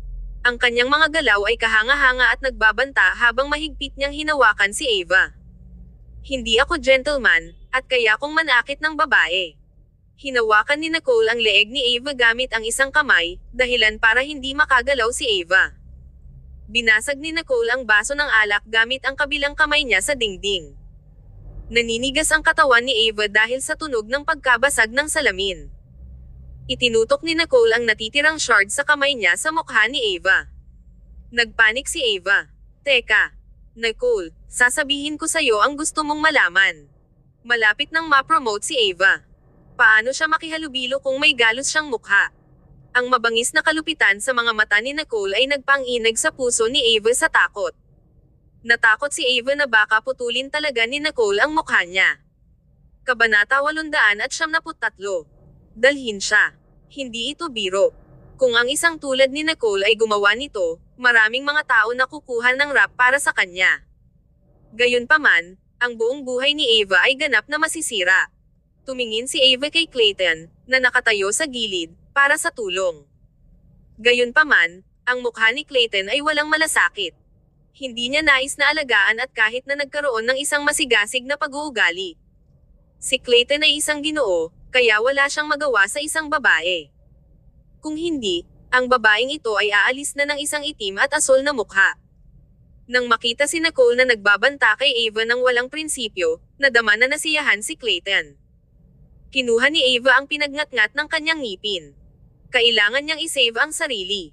Syndro International. Malapit na umiyak si Ava sa takot. Tumahimik si Nicole at pinaliit ang kanyang mga mata. Eric Ferguson. Hindi. Ako ay subordinate ni Mr. Ferguson, ngunit hindi niya sinabi sa akin na dumating. Hindi ako mula sa Syndro International. Nais ni Ava na magpatuloy sa pagpapaliwanag, ngunit wala na si Nicole na makinig sa kanya. Hinawakan ni Nicole si Ava sa kwelyo at lumakad pabalik nang hindi isinasaalang-alang ang imahe ni Ava. Hindi naglakas loob si Ava sa pakikibaka. Pagkatapos ng lahat, si Clayton ay nasa likuran pa nila. Nang dumaan si Nicole sa harap ng kainan sa harap, si Logan at ilang mga kasamahan ay nagsimulang kumain. Natigilan silang lahat nang makita nila si Nicole na nag-drug ng isang masamang babae. Ang hangin ay tahimik ng ilang segundo. Malumanay nang umiti si Nicole at kumaway ang kanyang kamay na hawak pa rin ang basag na baso ng alak. Huwag magpigil, lahat. Mag-order pa kung walang sapat na pagkain. Logan, maging isang mabuting host. Tumanggo si Logan. Oo, Pangulo. Lahat ay kumurap at agad na nagkunwari na wala silang nakita. Ngumiti sila at itinaas ang kanilang baso. Ang ganda talaga ng restaurant na ito. Oo, si Miss Stanton ay napakamapagbigay. Mukhang naibok niya ang lugar para sa atin. Ang kapaligiran ay kamangha-manghang. Narito, subukan ang ulam na ito. Ang mga mata ni Ava ay ganap na walang silbi dahil walang tumingin sa kanya. Pagkatapos lamang alam niya kung ano ang ibig sabihin ng mga taong inilibing ang kanilang mga ulo sa buhangin. Ang waiter sa gilid ay hindi maglakas loob na tumingin din. Ang maliwanag at magandang babaeng ito na tumawag sa kanyang kamag-aral na si Nicole ay mukhang napakasama ngayon. Mabilis itong nagbago. Kinaladkad ni Nicole si Ava sa isang silid sa gilid at itinapon siya sa loob, pagkatapos ay ginamit ang mga basa na wipes upang linisin ang kanyang mga kamay sa kasuklam-suklam. Pinahid niya ang bawat payat at magandang daliri na malinis. Pumasok si Clayton at isinara ang pintuan sa likuran niya. Nicole, ilabas mo lang ang iyong galit ng kaunti. Huwag mo siyang i-cripple. Matapos niyang sabihin iyon, ang hangin ay hindi maipaliwanag na naging malambing. Tumahimik si Nicole at tiningnan si Ava, na nag-aalsa sa takot. Ngumiti siya. Lahat tayo ay mga sibilisadong tao, kaya syempre, hindi ako makakakuha ng pisikal. Kinuha ni Nicole ang kanyang telepono mula sa kanyang bulsa at tinawag si Eric. Agad na naintindihan ni Clayton at hindi maiwasang tumawa. Parang hindi niya naiintindihan. Ang tawag ay kinuha ng mas mababa sa 2 ring. Ang tinig ni Eric ay tila medyo nalilito at nagulat. Nicole, hinahanap mo ako. Tiningnan ni Nicole ang bahagyang nagulat na Ava at binigyan siya ng kanilang lokasyon. Alisin ang iyong subordinate. Pagkatapos, ibinaba na niya ang telepono. Nais ipaliwanag ni Ava, ngunit ayaw ni Nicole na makita ang kanyang mukha. Tumalikod na lang siya at umalis. Sumunod si Clayton sa likuran at isinara ang pintuan. Nagbago ang mood ni Nicole para sa mas mahusay, at lumabas siya upang kumain kasama ang iba. Ang bawat tao'y marapat na pinipigilan ang kanilang mga bibig tungkol sa kanilang nakita kanina. Natapos silang kumain ng isa't isa at kailangan pa ring bumalik sa trabaho. Nang umalis na sila, pumasok si Eric. Dahil kinuha ni Nicole ang inisyatibo upang hanapin siya, sadyang napili ni Eric ang isang bagong short. Ang kanyang pantalon ng suot ay tuwid at payat, at ang kanyang katawan ay mahusay na tinukoy at malinis. Ang kanyang figure ay matangkad at patayo. Sa kanyang gwapong mukha at makapangyarihang aura, siya ay hindi nagkakamali. Sa isang sulyap, agad na nakita ni Eric si Nicole na nakaupo doon. Lumakad siya. Ang kabaligtaran na si Nicole, nakita ni Eric ang taong pinakakinamumuhian niya, si Clayton Sloan. Kabanata 874. Hindi niya masisisi. Ang mga malamig na mata ni Eric ay makitid. Ang ngiti sa sulok ng kanyang mga labi ay kumupas. Bakit ka nandito? Ngumiti si Clayton ng isang makabuluhang hitsura sa kanyang banayad na mukha. Mr. Ferguson, inilagay mo ang labis na pagsisikap, kaya paano ko mabaigo ang pagganap ng iyong subordinate sa pamamagitan ng hindi narito? Ang mga mata ni Eric ay napuno ng isang ginaw habang siya ay tumingin sa malayo ng hindi maipaliwanag. Si Clayton ay nasa paligid, ngunit ayaw niyang mawala ang kanyang reputasyon. Tumingin siya kay Nicole at sinabi sa isang malamig na tinig, "Ano ang tinawag mo sa akin?" Tumingin si Nicole sa kanya ng ilang segundo at itinuro sa silid sa loob. Alisin ang iyong subordinate. Eric Ferguson, hindi ba mas mahusay para sa isang tao na kumilos ng patayo at lantaran? Bakit kailangan mong maglaro ng mga maruming trick na nagpapasaya lamang sa mga tao? Agad na nagdilim ang ekspresyon ni Eric. Ang kanyang itim na mata ay malamig. Ano ang ibig mong sabihin? Si Eric ay hindi kapani-pani walang abala kamakailan. Ang kooperasyon sa pagitan ng Sindro International at Ferguson Corporation ay nangangailangan ng karagdagang pagpaplano, kaya hindi rin siya nagkaroon ng oras upang tawagan si Nicole. Ang Sindro International ay sa iyo, at ang Ava York ay mula sa Sindro International, di ba? Sumimangot si Eric at tahimik ng ilang segundo. Habang nagtataka siya kung sino ang taong iyon, bigla niyang naalala na binanggit ni Asher na si Ava York ay isa sa mga kandidato para sa pangulo ng rehiyon ng Asiano ng Sindro International. Oo, ngumiti si Nicole. Kung gayon walang pagkakamali. Sinabi mo sa kanya na pukawin ako at akitin si Clayton. Hindi ako makapaniwala na talagang nang-ahas kang gumamit ng mga nasabing taktika. Ang mukha ni Eric ay matingkad at sobrang madilim. Tumungo siya at sinipa ang pintuan sa bukas na silid. Ang kanyang ekspresyon ay naging mas hindi kasiya siya nang makita niya ang masungit na Ava sa loob. Mr. Ferguson.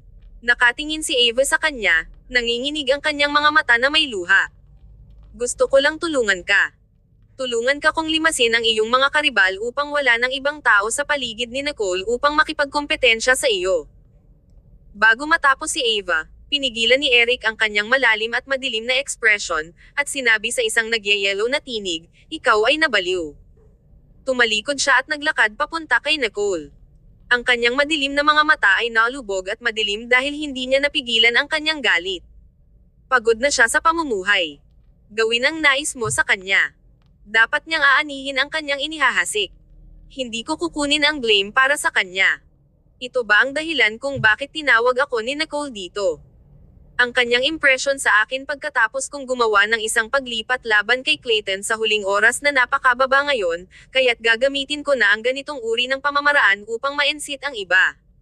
Naisip ni Eric. Sumigaw si Ava. Mr. Ferguson, kailangan mo akong isave. Ako ay bahagi ng Sindro International. Nakasama ako ng kumpanya ng higit sa 10 taon.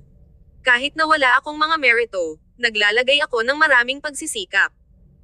Hindi mapapanatili ni Ava ang kanyang kaakit-akit at nakalaan na hitsura habang siya ay sumigaw at nagpakita ng kahinaan. Si Nicole Stanton, Clayton Sloan, Eric Ferguson kahit na isa sa 3 taong ito ay mas mahalaga kaysa kay Ava. Kung wala ang proteksyon ni Eric, maaaring patayin siya ni Nicole ng madali habang siya ay madurog ng isang langgam. Isang mabisyo na glint ang sumabog sa mga mata ni Eric. Ang kanyang mga mata ay nalubog habang siya ay nagsalita ng malamig. Hindi ito tulad ng hindi ka nabayaran para sa iyong trabaho sa nakaraang 10 taon. Ngayon ang pagtatapos ng iyong serbisyo. Ang Sindro International ay hindi nangangailangan ng mga taong katulad mo. Sinubukan ni Ava na maging isang matalinong mapagpanggap at kahit na nagdulot ng problema kay Eric, na kinasusuklaman siya sa kanyang mga gawain. Tumingin si Ava kay Eric sa pagkabigla at nakalimutan na umiyak. Nagpaputok ba ako? Na-fired ako ng tama bago ang aking promosyon. Sa aking edad at posisyon, imposible na makahanap ng isa pang lugar na may parehong posisyon at paggamot bilang Sindro International. Natapos na ba ang aking karera? Mr. Ferguson. Hindi man lang tumingin si Eric kay Ava. Ang kanyang scorching gaze ay nakatitig ng diretso kay Nicole. Ang kanyang madilim na mata ay nalubog. Lumapit si Eric kay Nicole. Ang kabaliwan sa kanyang mga mata ay umusbong habang ang malalim na emosyon ay sumulong sa kanila. Nicole, ako ba ay tunay na tulad ng isang tao sa iyong puso? Kabanata 875. Bear upang saktan siya. Matapos magtanong si Eric, nakaramdam siya ng isang mapurol na sakit sa kanyang puso ng karagdagang galit. Dahil lamang sa isang pagkakamali na nagawa ko noong nakaraan, ang sinumang gumawa ng mali ay nauugnay sa akin ngayon. Bakit ko dapat sisihin? Naisip ni Eric. Mahinahon na tinitingnan siya ni Nicole. Ito ay isang bagay na ginawa ng iyong subordinate. Sa palagay mo ba ay maniniwala sa iyo kung sasabihin mo na hindi mo ito in-order? Maliban kung ang babaeng ito ay masyadong sabik kay Eric. Sa kanila, ang walang kondisyon na tiwala ay isang bagay na hindi umiiral. Naniniwala si Nicole kay Eric minsan at nasaktan sa loob ng 3 taon. Kaya, hindi na siya naglakas loob na maniwala sa kanya. Ang mga mata ni Eric ay mahina ang pagsayaw na may apoy, at ang mga ugat sa kanyang noo ay nakabulok. Galit na galit siya. Gayunpaman, kapag siya ay nakaharap sa kanya, kailangan pa rin niyang pakalmayan ang kanyang emosyon hanggat maaari. Ang apple ng kanyang Adam ay nakagapos. Ang kanyang tinig ay mababa at malabo. Fine, pagkatapos ay sabihin ko sa iyo na seryoso. Hindi ako. Wala itong kinalaman sa akin. Pinakiusapan siya ni Eric na huwag tumingin sa kanya ng mga mata na iyon. Mas masakit ito kaysa kung sinaksak niya ang kanyang puso ng isang kutsilyo. Nang makita ni Nicole ang mga corners ng kanyang mga mata ay nagiging pula, isang kakaibang pakiramdam ang sumabog sa kanyang puso. Gayunpaman, agad niyang pinigilan ang kakaibang pakiramdam. Sa halip na makagambala sa kanya ng ganito, mas mahusay na sabihin lamang ang mga salita. Hindi mahalaga kung wala itong kinalaman sa iyo. Siya ang iyong subordinate, kaya't ilayo siya. Ito ay hindi isang bagay na maaari niyang i-extradite ang kanyang sarili sa pamamagitan lamang ng pagsasabi na wala itong kinalaman sa kanya. Kung hindi siya si Eric Ferguson, manggahas bang magmadali si Ava upang gawin ito para sa kanya? Tinitigan siya ni Eric at nagsalita lamang pagkatapos ng mahabang panahon. Nicole, handa ka bang saktan ako? Sa kabuuan ng mga ito, si Clayton ay hindi makaya upang mapanood pa. Ang reaksyon ni Eric ay medyo hindi inaasahan. Tumayo si Clayton at lumakad. Mr. Ferguson, hatulan natin ang bagay na ito ay nakatayo. Marahas na inilipat ni Eric si Clayton.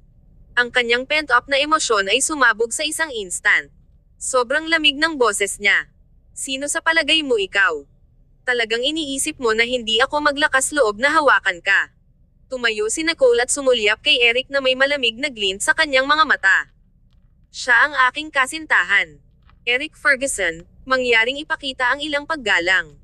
Sa isang iglap, ang mga pagpapahayag ng maraming tao sa paligid ay nagbago ng malaki. Tumingin si Eric kay Nicole na may nakagulat na titig. Makalipas ang ilang sandali ng katahimikan, marahas ang kanyang dibdib. Ang kanyang mga mata ay namumula habang bigla niyang pinakawalan ang isang malamig na pagtawa. Boyfriend. Kaya, pinili mo siya pagkatapos ng lahat. Kahit na anong gawin ko, hindi ka na babalik sa akin. Ganoon ba? Ang tinig ni Eric ay mababa, raspy, at medyo desperado. Natahimik si Nicole bago biglang ang mga sulok ng labi niya sa isang ngiti. Oo, hindi na ako tumingin sa nakaraan. Hindi ko ba sinabi dati? Kahit na sino ang pipiliin ko bilang aking tao, hindi ito magiging ikaw. Iyon ay dahil sa iniisip na magiging mas mahusay sila kaysa sa iyo kahit ano paman. Ang madilim na mata ni Eric ay nakatitig kay Nicole, masikip at pangit ang kanyang ekspresyon. Si Nicole ay ngumiti ng kaaya-aya at kalmado, pagkatapos ay nagsalita ng may malinaw na tinig. Eric, kahit ano paman, minsan tayo ay naging tayo. Dahil mayroon akong kasintahan ngayon, dapat mong ibigay sa akin ang iyong mga pagpapala. Tumigil ka na sa akin. Ginamit ni Nicole ang maginoong tono upang sabihin ang pinakawalang awa na mga salita. Sa likuran nila, biglang naramdaman ni Ava na nahaharap siya sa isang walang kalaliman. Orihinal na nais ni Ava na limasin ang mga hadlang sa paligid ni Nicole, ngunit sa hindi inaasahan, pinabilis pa niya ang pagkamatay ng relasyon ni na Eric at Nicole. Dapat galit sa akin si Eric ngayon. Nang matapos si Nicole na magsalita, lumingon siya upang tumingin kay Clayton na may banayad na titig. Tayo na. Si Clayton at Nicole ay isang pares ngayon. Si Clayton ay walang ekspresyon na kinuha ang kanilang mga gamit at umalis kasama si Nicole. Walang napansin na ang mga mata ni Eric ay tahimik na naging pula. Maingat na lumakad si Ava. Mr. Ferguson, pasensya na. Basura. Umikot si Eric, puno ng galit. Ang kanyang mga mata ay dugo, madilim, at walang awa. Sinipa niya ang isang upuan sa gilid. Walang nangahas na sumulong. Kabanata 876. Sakit ng puso ko para sa iyo. Lumabas si Nicole. Habang pumutok ang malamig na hangin, agad na kumalma ang kanyang isip. Dahan-dahan siyang huminga ng hininga. Sa kabutihang palad, lahat ito ay naayos. Kung nais pa rin ni Eric na isave ang kanyang reputasyon, dapat niyang malaman kung paano ay back down at itigil ang peste sa kanya. Ang isang kamay ay biglang nakaunat sa tabi niya, na may hawak na panyo na may kulay abo na lalaki. Ang ilaw na halimuyak nito ay mainit-init. Tumangala si Nicole kay Clayton, na tahimik ngunit nakabagbag damdamin. Ang kanyang mga salita ay mapurol at hindi nagpapatawad, ngunit naramdaman ni Clayton na si Nicole ay nagtipon ng maraming lakas ng loob upang alisin si Eric sa kanyang buhay. Habang sinasaktan ni Nicole si Eric, pinutol din niya ang sarili gamit ang kutsilyo. Ito ay may damdamin pa rin siya para kay Eric. Itinaas ni Clayton ang kanyang ulo at malumanay na pinunasan ang mga luha mula sa mga sulok ng kanyang mga mata. Hindi alam ni Nicole kung kailan nagsimula siyang lumuha. Bumantong hininga si Clayton. Nicole, kung masyadong mahirap pakawalan siya, dalhin itong mabagal. Ang aking puso ay sumasakit kapag nakita kita na gusto mo ito. Ang mga mata ni Nicole ay tinged pa rin, ngunit ang kanyang mukha ay bumalik na sa pagiging maliwanag at napakarilag. Ngumiti siya. Dati kong nagustuhan siya, pagkatapos ng lahat. Tumagal ako ng 1 taon upang palayain siya, kaya't sapat na. Ako ay kumilos ng lubusan ngayon. Ang ilang mga bagay ay hindi maaaring mabagal. Ang mas mabagal nito, mas masakit ang naramdaman nito. Naunawaan ni Nicole ang pakiramdam na napakahusay. Alam ni Clayton ang tungkol sa nakaraan ni Nicole. Ang kanyang damdamin para kay Eric ay hindi nangyari sa magdamag. Malalim silang nakaugat sa kanyang mga buto. Tiwala si Nicole sa pamilyang Stanton, ngunit handa siyang maging maingat sa pamilyang Ferguson. Handa siyang magbago ng labis para kay Eric. Higit na naintindihan ni Clayton ito, mas masakit ang kanyang puso para sa kanya. Mas mahusay si Nicole pagkatapos ng diborsyo. Siya ay maliwanag, masigla, at tiwala. Ito ang kanyang tunay na sarili. Ibinaba ni Clayton ang kanyang mga mata at ngumiti bago buksan ang pintuan ng kotse para sa kanya. Gusto mo bang bumalik sa opisina o mamasyal? Pumasok si Nicole. Matapos siyang huminahon, kinuha niya ang kanyang telepono at sinuri ito. Walang mga mensahe mula sa Grant, kaya dapat walang kagyat sa opisina. Gusto kong makita si Yvette. Maaari mo ba akong ipadala sa kanyang tanggapan? Ngumiti si Clayton. Siyempre, gusto ko. Sa kalsada. Nagkaroon ng nakapapawi na paglalaro ng musika. Ang ekspresyon ni Nicole ay naging hindi nabasa. Si Clayton ay may ngiti sa kanyang mukha.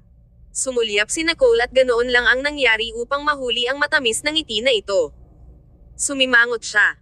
Hindi niya maipanggap na hindi ito makita, kaya maaari lamang niyang tanungin siya, bakit nakangiti ka? Tumahimik si Clayton ng ilang segundo bago siya sumulyap sa kanya. Gusto mong malaman. Tumanggo si Nicole, bakit ko tatanungin kung ayaw ko? Ang boses ni Clayton ay mababa, makinis, at mainit-init. Ito ay labis na kaaya-aya sa kanyang mga tainga. Dahil nalaman kong hindi ako walang halaga sa iyong puso. Nagyelo si Nicole. Ngumiti si Clayton bago siya nagpatuloy, naiisip ko na ako ang iyong kasintahan, ngunit hindi mo ito itinanggi. Iyon ang unang pagkakataon. Siya ay may mga pang-uutos na motibo sa akin, ngunit itinuro mo sa kanya ang isang aralin bilang aking kasintahan.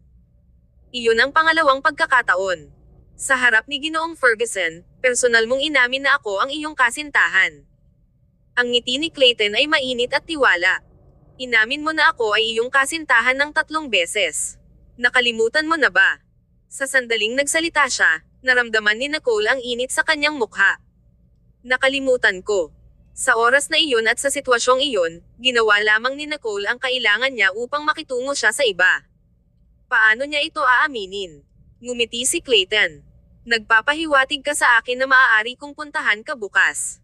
Inamin niya muna ito, kaya hindi siya nag-aalala tungkol sa kanyang galit. Tumalikod si Nicole at tumingin sa labas ng bintana. Ang mga tanawin sa kalsada ay sumabog, at ang nyebe ay natunaw habang ang temperatura ay unti-unting tumaas. Ang mga sulok ng kanyang bibig ay kinagat sa isang ngiti. Oo naman, ngunit mas maaga. Ito ay dahil lamang sa mga pangyayari. Huwag itong seryosohin. Kabanata 897. Ang ika-120 na manliligaw. Bagamat hindi pa lubusang naayos ang usapin, gumaan pa rin ang loob ni Nicole. Lumalim ang ngiti ni Clayton nang maging mainit at malambot ang kanyang mga mata. Sige, dahan-dahanin ko lang. Sa anumang kaso, wala na ang kanyang kalaban, at siya na lang ang natitira, kaya natural na mayroon siyang sapat na pasensya upang maglaan ng kanyang oras. Malambing ang kanta. Nagre-relax ng husto si Nicole habang nasa daan. Sa lobby ng opisina ni Yvette, mabilis na bumaba ng kotse si Clayton at yumuko na parang maginoo bago mabuksan ni Nicole ang pinto. Tumawa si Nicole at naglakad palabas, nakikipaglaro. Namilog ang mga mata ni Clayton. Gusto mo sunduin kita? Naka-adapt na siya sa role ng kanyang boyfriend. Medyo masarap ang pakiramdam. Napaawang ang labi ni Nicole nang medyo namula ang mukha. Hindi kami matatapos agad. Nagtaas ng kilay si Clayton at tumanggo. Tumangala siya at saka nag-iwas ng tingin. Although I want to meet your friends as your boyfriend, hindi pa ito ang tamang oras. Palam. Kumaway si Nicole. Bye. Hindi niya inaasahan na mangyayari ito pagkatapos kumain. Ang distansya sa pagitan ni Nicole at Clayton ay tila unti-unting lumalapit ng hindi namamalayan. Gayunpaman, pagdating sa pakikipag-date, si Nicole ay hindi pa rin handa sa pag-iisip. Tumunog ang phone sa bag niya. Inilabas ito ni Nicole. Galing ito kay Yvette. Sinagot niya ito. Nasa baba ako sa opisina mo. Tumawa si Yvette. I see you. Hanggang kailan kayo magbibil and ko? Hindi nyo kayang iwan ang isa't isa. Sa sinabi ni Yvette, nawala ang gusot sa puso ni Nicole. Tanging kahihiyan ang natitira. Tumangala si Nicole, malamig na umungol, at pumasok pagkatapos ibaba ang tawag. Tiyak na nakita ni Yvette ang eksenang bumaba siya sa sasakyan kanina. Inabisuhan muna ni Yvette ang receptionist kaya walang nang ahas na pigilan si Nicole. Umakyat si Nicole sa opisina ni Yvette nang walang sagabal. Casual niyang itinapon ang kanyang bag at umupo sa sofa habang nagbubuntong hininga. Talagang ikinararangal mo ang mapili ko. Bago natapos ni Nicole ang kanyang pangungusap, natanong niya ang isang lalaki na lumabas mula sa lounge sa loob. Nagulat si Nicole. Sa malapitang pagtingin, nakilala siya ni Nicole na si Sean Moore. Hindi man lang nilinggan ni Sean si Nicole. Isinuot niya ang jacket niya, lumapit siya para halikan si Yvette, saka tumayo at lumabas ng pinto. Nang madaanan niya si Nicole, nakangiti siyang tumango at kumusta. Napatulala si Nicole habang pinagmamasdan itong umalis, saka natatarantang tumingin kay Yvette. Natigilan siya. Bakit sila magkasama? Hindi naman nahiya si Yvette at tumawa. Nakalimutan kong nagpahinga pala siya kaninang tanghali. Kayong dalawa. Nag-aalangan si Nicole. Yvette admitted generously, he's my 120th suitor. Guwapo siya pero hindi clingy, so I'm thinking of making him official. Hindi nakaimik si Nicole. Naisip niya na saglit na may ipit si Yvette sa sakit pagkatapos magsama ni na Grant at Ida. Sa panahong ito, hindi nang ahas si Nicole na tumawag at magtanong kay Yvette kung kumusta na siya sa takot na malungkot siya. Gayunpaman, ang eksena na ito ay tila hindi isang bagay na nagsimula isang araw o dalawa ang nakalipas. Mukhang matagal nang magkabit sina Sean at Yvette. Napakurap si Nicole. So, ako lang ba ang nakaramdam ng sakit at panghihinayang para kay Yvette? Matangkad na ngumiti si Yvette at nagkaroon ng kanyang usual cheer at liveliness. Alam ko kung ano ang tumatakbo sa isip ni Nicole, lumapit si Yvette at inaliw si Nicole. Huwag mo na lang isipin. Ang nakaraan ay nakaraan na. Parang bato na nalaglag sa ulo mo. Medyo masakit sa umpisa, pero ayos lang pag lumipas ang sakit. Hindi ko kayang isuko ang lahat bundok sa harapan ko para sa isang lalaking hindi ko makuha, tama ba? Ibinuka ni Nicole ang bibig at bumantong hininga. Ikaw Nympho. Kabanata 878. Normal na pamantayan. Yvette pinched Nicole na galit na galit. Si Nicole ay nag-urong sa sakit at humingi ng awa. Sinabi ni Yvette, bilang aking matalik na kaibigan, dapat kang tumayo sa aking tagiliran ng walang pasubali. Napilitang tumango si Nicole. Ito ay lamang na ang kanyang matalik na kaibigan ay masyadong walang kamalayan. Pagkatapos, medyo nakakagulat si Nicole. Hindi ba siya ang iyong kliyente? Nilagdaan na ba ang kontrata? Tumango si Yvette. Isang kontrata. Sa aking kama, ang kanyang buhay at pag-aari ng pamilya ay kabilang sa akin. Huwag ilabas ang kontrata. Kung alam ko nagagana ang aking bitag na honey, hindi ako mag-abala na dumaan sa lahat ng pagsisikap na iyon. Tumingin si Nicole kay Yvette sa paghanga. Ang pag-iisip ni Yvette ng pagtulog sa iba upang samantalahin ang mga ito ay isang bagay na hindi maintindihan ng mga ordinaryong tao. Gayunpaman, ganap na hinangaan ni Nicole ang kagandahan ni Yvette.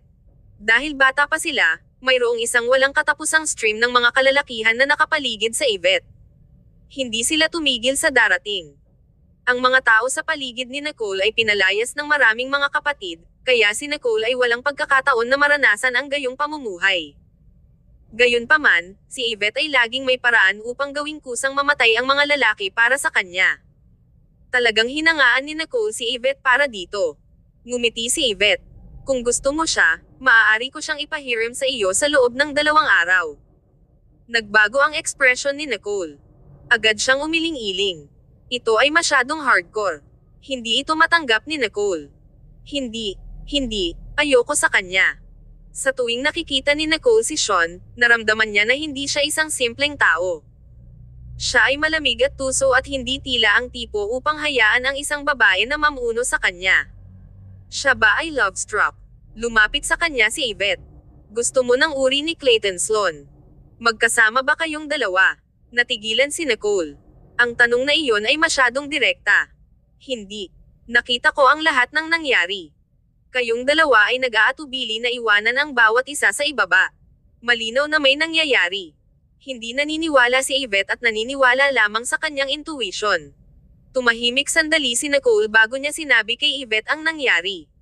Si Yvette ay isang master ng pag-ibig, ngunit kahit na siya ay nakaupo na nalilito at walang magawa sa tabi ni Nicole matapos itong marinig. Ito ay masyadong komplikado. Ang dalawang taong ito ay hindi ang tipo upang masira ito pagkatapos ng ilang mga salita lamang. Hindi nila sinusunod ang normal na pamantayan. Sina Clayton at Eric ay parehong hindi simpleng mga kalalakihan. Kinagat ni Nicole ang labi. Nagpasya na ako na hindi ko bibigyan ng pagkakataon si Eric. Hindi tayo maaaring maging mad-ulash pagdating sa mga emosyonal na bagay. Inabot ni Yvette na yakapin si Nicole. Ang aking mahirap na sanggol. Kung ang dalawang tulad na mga lalaki ay hinahabol ako, haantong sila at maubos ang kanilang mga kapalaran na tuyo. Hindi nagsalita si Nicole. Maaari bang maging mas seryoso si Yvette tungkol dito? Tiyak na walang kasanayang iyon. Ang dalawang taong iyon ay hindi ordinaryong mga bata ng pondo ng tiwala. Sila ay hindi kapani-pani, walang matalino at pinangungunahan ang mundo ng negosyo. Paano sila gagampanan ng isang babae? Itinulak ni Nicole si Yvette at bumantong hininga. Hindi ako may kakayahang katulad mo. Tama lang ang ilaw sa opisina. Ang sikat ng araw ay dumaan sa mga bintana ng sahig sa kisame at na-refract sa kristal na bola sa gilid. Kahit na ang mga beam ng ilaw ay maganda sa kabila ng mga salita. Bumantong hininga ang dalawang kababaihan at nagtungo sa tattle bar, nagpaplano na malasing. Tinawag din nila sina Ian at Julie. Ferguson Corporation. Ang mukha ni Eric ay madilim na walang bakas ng damdamin, ngunit mayroon pa ring isang butas na chill na tinakpan sa kanyang katawan. Maangin pa rin. Tumayo si Mitchell sa tabi, hindi matapang na magsalita. Gayunpaman, si Asher ay nagpatuloy sa chatter sa tabi. Hindi talaga ibig gawin ni Ava iyon. Sino ang inaasahan ng mga bagay na ganito? Si Annie ay walang puso. Sa bawat salitang nagsalita si Asher, ang mukha ni Eric ay naging masalimuot. Hindi na mapapanood ni Mitchell at nais na lumabas, ngunit natatakot siya na magsisimula silang maglaban. Hindi madali para makarating si Ava sa posisyon na ito, at siya rin ay isang babae. Kung siya ay pinaputok, kung saan makakahanap siya ng isang job like na kanyang kasalukuyang sa Syndro International. Sa palagay ko mas mahusay na bigyan lamang siya ng isang maliit na parusa at kalimutan ang tungkol dito. Kabanata 879. Ang bawat tao para sa kanyang sarili. Ang mga madilim na mata ni Eric ay nalubog at malamig, at mayroong isang mahina na pinigilan na kawalang interes na tumatalon sa loob. Kalimutan mo ito. Kinuha ko ang labis na pagsisikap para mapabuti ni Nicole ang kanyang saloobin sa akin, ngunit ang babaeng iyon ay nagpukaw ng ilan at nawala sa akin ang lahat. Nais kong kalimutan tungkol dito. Hindi mapigilan ni Eric ang kanyang damdamin, kaya kahit na ang kanyang mga salita ay naging walang kabuluhan. Ano ang isang nosy na matalino? Siya ay ganap na walang silbi. Ito ang kandidato na inirerekomenda bilang pangulo ng rehiyon ng Asiano ng Syndro International. Eric sneered. Ang kanyang mga mata ay malamig at malabo habang nakatingin kay Asher. Ano ang mga pakinabang na ibinigay para sa iyo upang magsalita para sa kanya ng sobra? Isang babaeng walang utak na tulad na nais pa ring mga siwa sa rehiyon ng Asiano. Hindi kita hinayaan na umupo sa posisyon ng vice-presidente ng Syndro International para lamang payagan kang ilagay ang iyong kasintahan sa isang pangunahing posisyon. Sa mga salitang iyon, agad na natahimik ang opisina. Nagbago ang mukha ni Asher. Walang nakakaalam tungkol sa relasyon ni Asher kay Ava. Panlabas, hindi sila madalas makipag-ugnay sa bawat isa, at nagkaroon siya ng mas mahusay na relasyon sa ibang kandidato, si Nash Jones. Paano nalaman ni Eric? Ang tiwala na inilagay ni Eric sa kanya sa mga nakaraang taon ay dinala siya. Inisip ni Asher na siya ay confidential ni Eric, ngunit pagkatapos ay bigla niyang naalala na ang Syndro International ay nag-ikot sa napakaraming mga bise-presidente.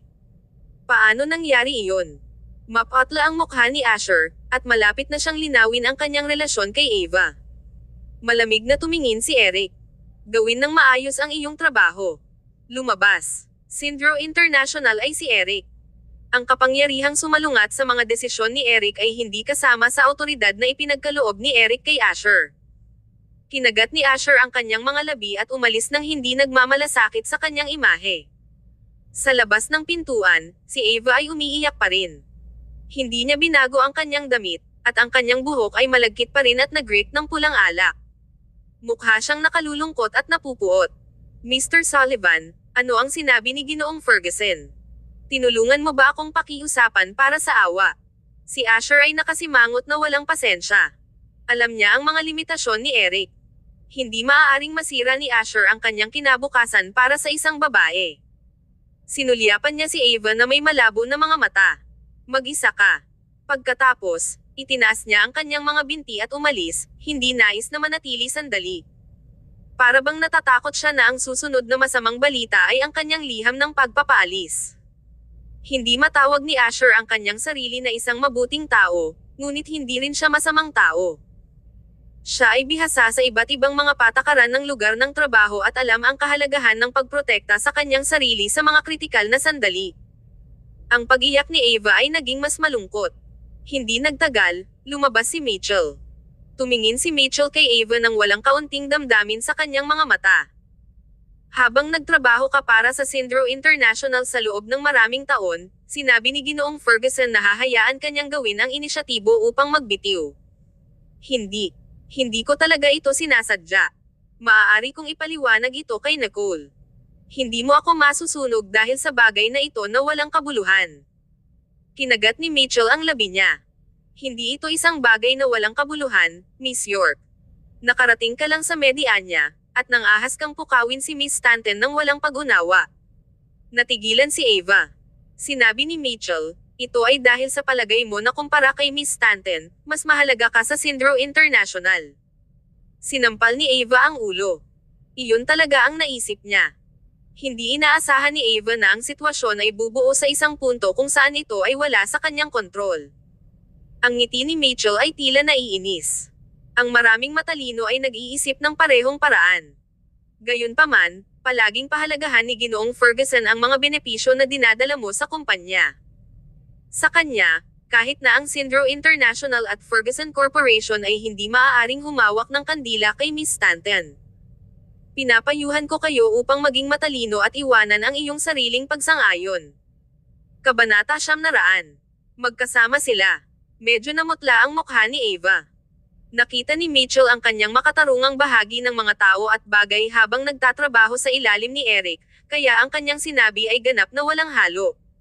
Sinisira ko lang ba ang sarili kong kinabukasan? Namumutla ang mukha ni Ava nang tumalikod at umalis na walang ulirat. Tinawag ni Mitchell ang mga bodyguard sa ibaba. Bantayan mo ang babaeng iyon at huwag mong hayaang may mangyari sa kanya lumapit sa Ferguson Corporation. Hindi mo na kailangang mag-alala pagkatapos niyang umalis sa perimeter ng opisina natin. Bilang isang kwalipikadong katulong, kailangang maging handa si Mitchell sa kung ano ang mangyayari o hindi. Ang lahat ng maluwag na dulo ay kailangang itali ng maganda. Naisip ni Mitchell, napakalungkot talaga ni Mr. Ferguson. Sinaktan niya ang pamilya Ferguson para sa kapakanan ni Nicole, ngunit sa huli, nawala rin sa kanya si Nicole. Si Nicole na hindi na interesado. Si Eric, ay mas malakas kaysa sa inaakala nila. Pagbaba pa lang ni Ava, nakita niya ang kanyang karibal na si Nash Jones na paparating na masigla. Nang makita siya ni Nash ay itinaas pa niya ang kanyang kamay bilang pagbati, kasing sigla niya. Ava, you're always one step ahead of me. I didn't expect you to leave the company first also. I wish you all the best in the future. Naninigas ang mukha ni Ava. Ngumiti si Nash at humakbang ng malaki. Kung hindi dahil sa panliligaw ni Ava sa kapahamakan, ang posisyon na ito ay nahulog sa kanyang mga kamay. Bumalik si Mitchell sa opisina ni Eric at tiningnan ang mga cool at gwapong katangian ni Eric na sobrang lalim sa anino. President, malapit na si Nash Jones. Malungkot at walang pakialam ang mukha ni Eric. Bigyan mo siya ng gamit at dumiretso siya sa pwesto niya. Ibig sabihin ay ayaw makita ni Eric. Tumanggo si Mitchell at kinuha ang pinakabagong mga dokumento mula sa Syndro International sa pintuan upang hintayin si Nash.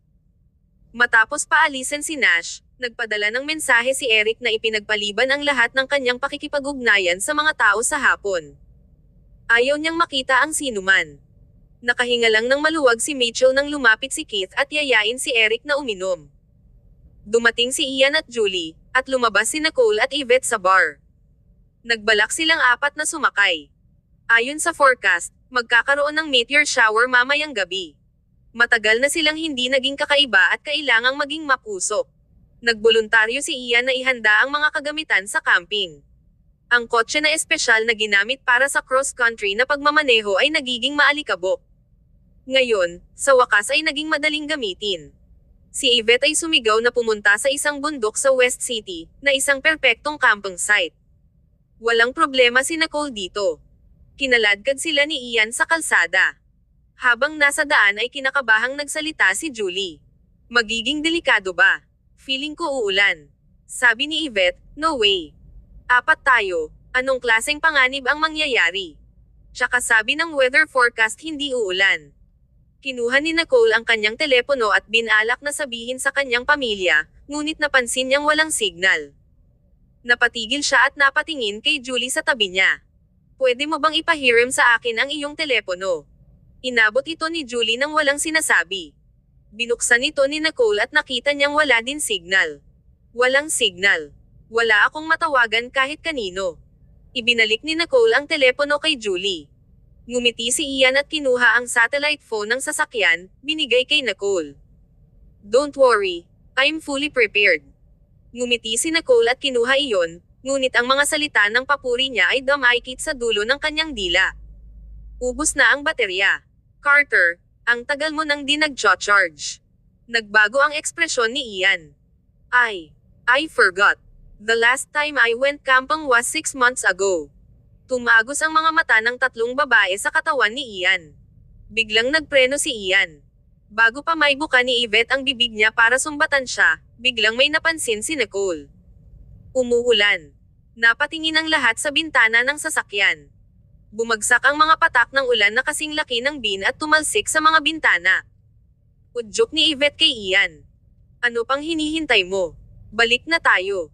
Imposibleng makakita ng meteor shower sa ulan. Namula ang mukha ni Ian tapos namuti. Naguguluhan siya habang nagsasalita. I think. Naubusan tayo ng gas.